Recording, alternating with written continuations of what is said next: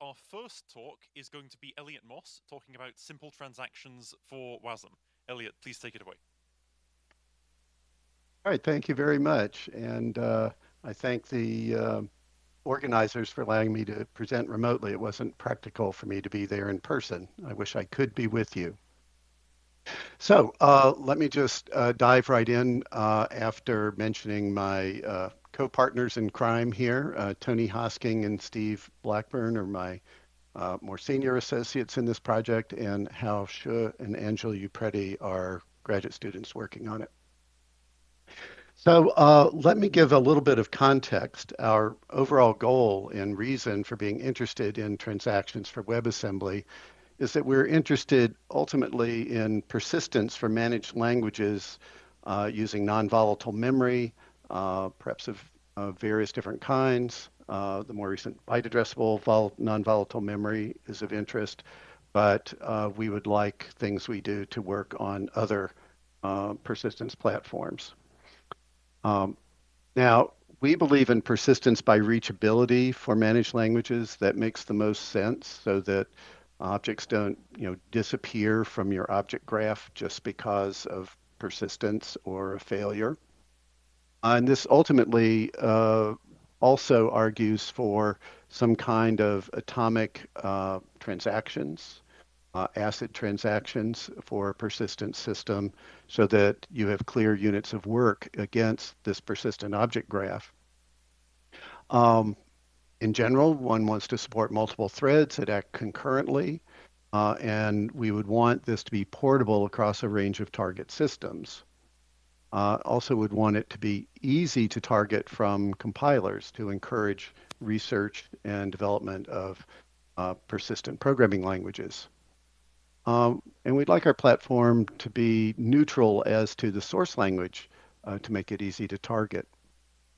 Now, this is a research project, but it could move to production ultimately. But our goal right now is to enable exploration, um, but also to admit efficient implementation, including a range of optimizations. So why WebAssembly as a target? Well, we can build on the WebAssembly GC extension to support persistence by reachability for those who prefer a more linear memory semantics. We can also support persistence in the WebAssembly linear memory. We can interoperate with, but do not require there be WebAssembly threads. And we want a relatively simple extension. So we call this the simple transactions extension, avoiding fancier things like nested transactions. So the persistence would build on this simple transactions extension as a further extension. The value to that is that persistence then would be optional. Now, why WebAssembly? Well, we can tie in with existing implementations of WebAssembly. Um, and so there's mature design and an active community as opposed to some more narrowly adopted or more narrowly known platform. And the extension itself is comparatively modest semantically. Um, I think about the minimal needed to achieve transactions. And we intend to make this design and the prototype available to the broader community. One reason this fits with WebAssembly, if we think of WebAssembly as having a general goal of abstracting underlying hardware resources, this fits with abstracting non-volatile memory of one form or another. So our approach to simple transactions. So we create or add new transactional versions of the more stateful parts of WebAssembly. So for example, for the garbage collected objects, structs, and arrays, we add transactional structs and transactional arrays, and we just prepend a T for those types.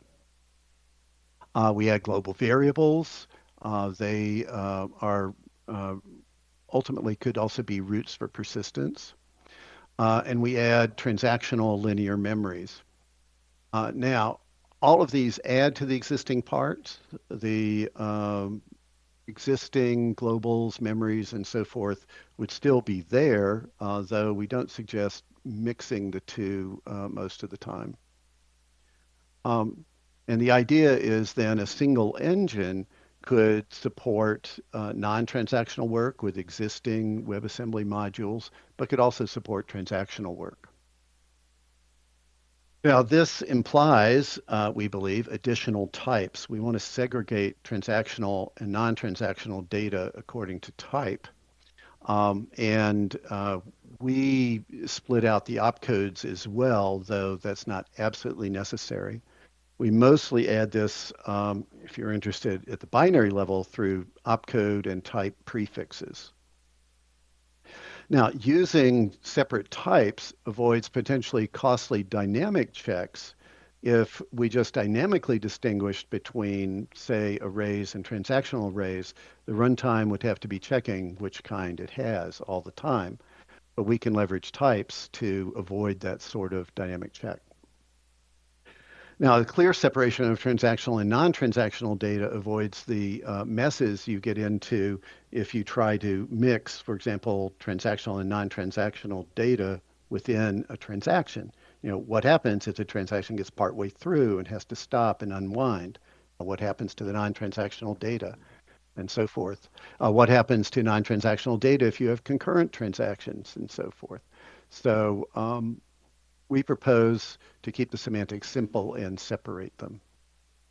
The engine would support both kinds of data, but you probably wouldn't mix them that much in a single program.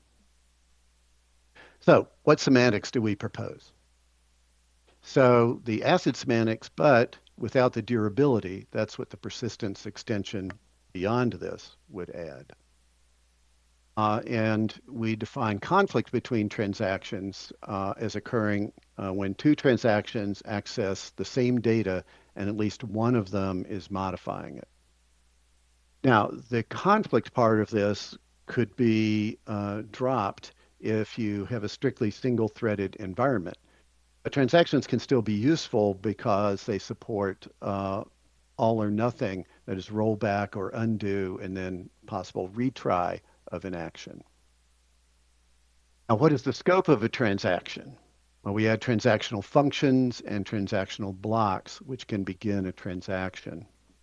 Now, since we're not supporting nested transactions, if you have, say, a T block within a T func, the T block itself doesn't add anything, or a T block within a T block, and so forth. Or if a T func calls a T func, likewise, you're not entering a new transaction. But this gives a clear separation known statically just from inspecting the code between transactional and non-transactional execution. So transactional operations are allowed only in transactional scope, and non-transactional code, though, is allowed to contain a transactional block, which starts and runs a transaction, or a call to a transactional function. Non-transactional operations are allowed only in non-transactional scope. Now, we do have a slight exception to these two rules. Immutable data can be accessed from any scope. That's perfectly safe. The data can't be changed, so there's no problem accessing it. Now, just to give a quick example, what about accessing transactional linear memory? What would that look like? So every load and store opcode has a corresponding transactional load and transactional store opcode. Now, I note, again, we could simply reinterpret load and store in transactional contexts because those contexts are statically known, and the validator or loader could translate those to a different internal instruction to avoid dynamic checks. The present scheme, it gives a little more of a cross-check of intent, but could be dropped if that's deemed the better way to go in the long run. Now, conflict and undo are defined in terms of some granularity. You could have a granularity of a single byte, but there'd be a lot of overhead of the metadata for tracking the use of individual granules by transactions. So a larger granule makes more sense. So it's likely a power of 2 in the linear memory. think, roughly a cache line. So somewhere, between say 32 or 256 bytes might make sense, depending on the size and other cost of the metadata. Each T global would be a separate granule, most likely. And then tables and other things also act transactionally and might need a granule chosen for them. Now, these granules form part of what's known as the transaction's read and write sets, which track dynamically as the transaction executes which things it is read and which it is written so that you can derive the conflicts. For written things, it would also track, if we're doing an undo style transaction semantics, it would track the original value of the granule so that if the transaction fails, that original value can be restored. And these granules, in the linear memory anyway, need to get checked on every access. Now, what about the heap, though? Now there, what we did was to add to reference types an access permission. There could be none, which says we haven't accessed this or we don't know that we have access within this transaction. But we can gain read or even write access to the target object within a transaction. So we add two cast operators to support gaining the access. And this is what does the checking of, does this transaction have access to this granule yet? And if not, it tries to gain that access. So these are called tref.cast_read and tref.cast_write. Now, this permission is only part of the type. It's not part of the reference value. So we're leveraging the type system, but the values don't have any overhead here. An important thing to note is it would not make sense to store the permissions because once something is stored in the heap, then someone else could load it and believe they have access to the target object, but they need to check it in the context of their transaction. Now, using the types this way allows us to optimize away a lot of checks. So if I, for example, in a given function, read an object, same object multiple times, and it's apparent that it is the same object, then we can do the cast once and proceed to use the object without doing further checks. Now, this all implies that the object is a unit of granularity in this design for both conflicts and undo.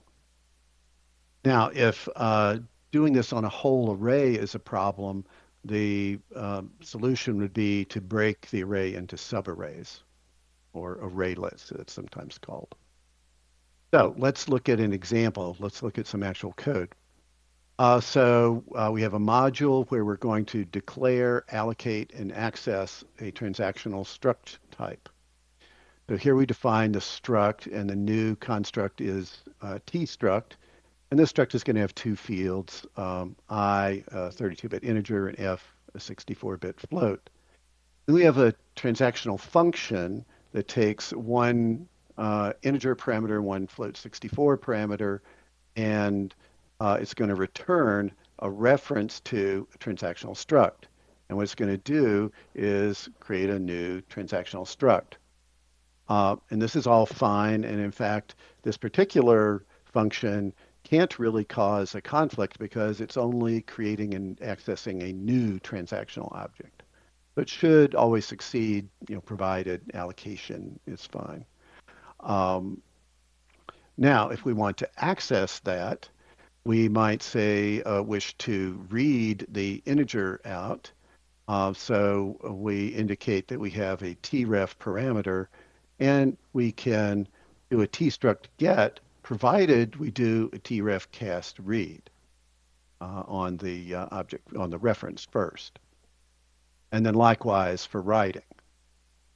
Now, one could put the burden of doing the check into the caller and add this type annotation into the parameter type, and then you would not need a cast inside the function. So that's the kind of transformation and optimization that one can perform because of the way we have put the permissions into the types. There we go. Now, again, a review of the overall rationale. We believe simple flat transactions offer users the most functionality with the least implementation and semantic burden of understanding.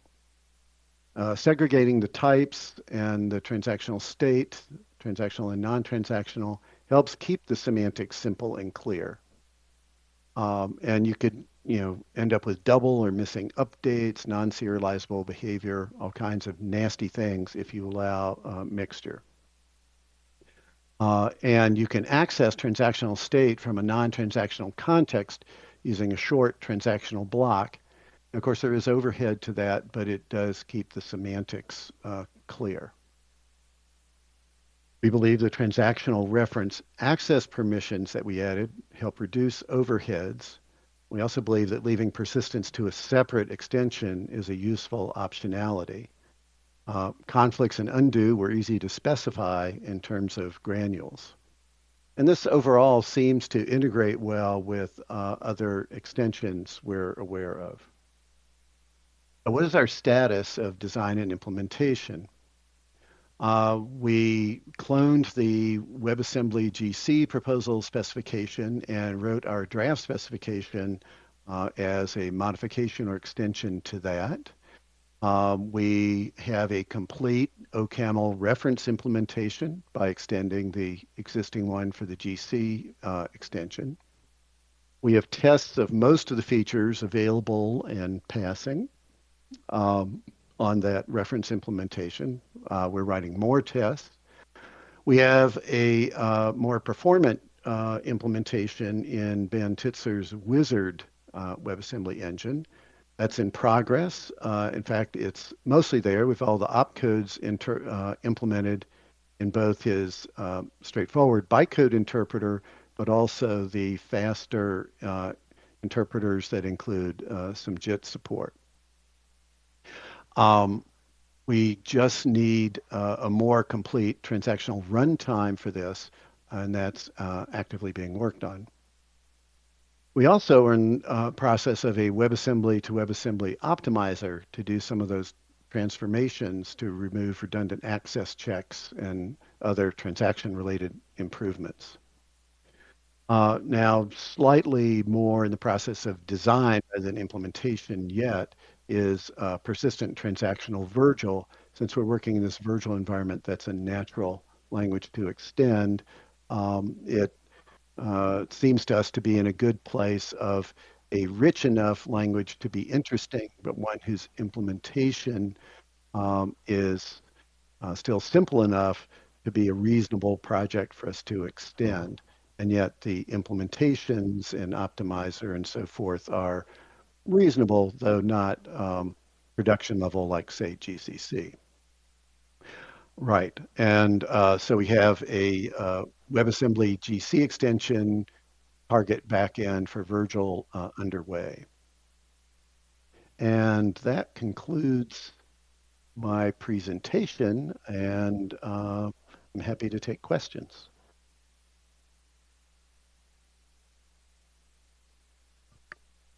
Thanks so much, Eliot. I'm not sure if you heard the applause there.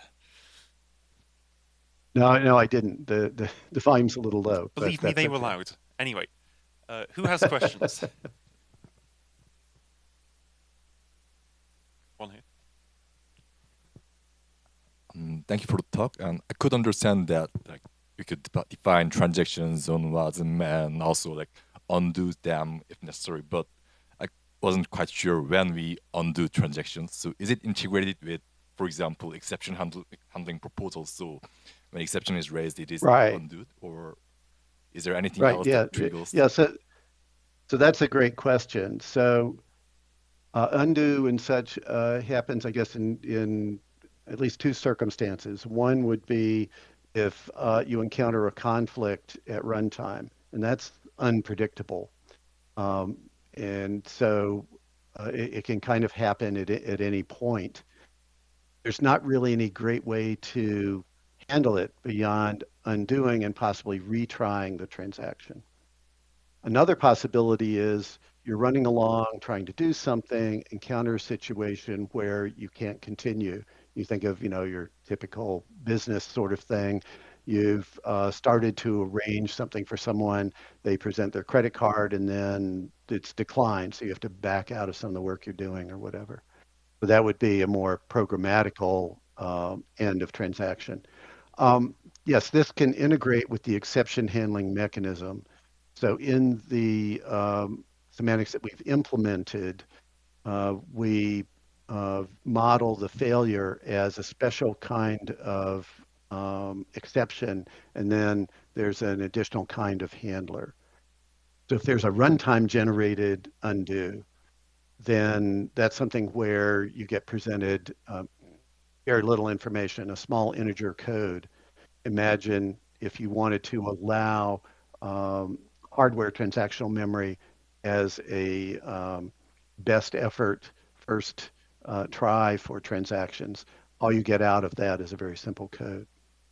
But we also have in mind that if users throw a transaction, they might be able to throw it in a mode saying, I want this to end the transaction, or I want this to be viewed as a proper termination of the transaction, but where the exception propagates outward to a caller. So it has to do with whether you're winding the state back or keeping it, which is somewhat separate from whether you're throwing an exception coming out of the transaction. Does that help? Yeah, sure. Thank you. Thanks so much. I think we have time for one more question, and at the same time, could our next speaker get onto the podium? In the Wasm to Wasm optimizer, could you speak more to what other transaction-related improvements you've made? I'm sorry if you've already mentioned it and I missed it. Oh, no, I didn't get into much detail there, but thank you for the question. So the thing I mentioned more directly in the talk was the kind of obvious thing of avoiding clearly redundant checks, which is a kind of redundant operation removal. One can also do that speculatively, like you might have an object that you're definitely going to read, but maybe going to write. And then depending on the statistics, you might say, well, let's go ahead and do the cast write first. So there are speculative optimizations like that. But beyond that, there can be things like if you have a number of short transactions, you might choose to group them together into one larger transaction. So that's a somewhat more advanced kind of transaction transformation. Thank you. Yeah, thank you for the question. Great, thanks so much. Let's all thank Eliot one last time.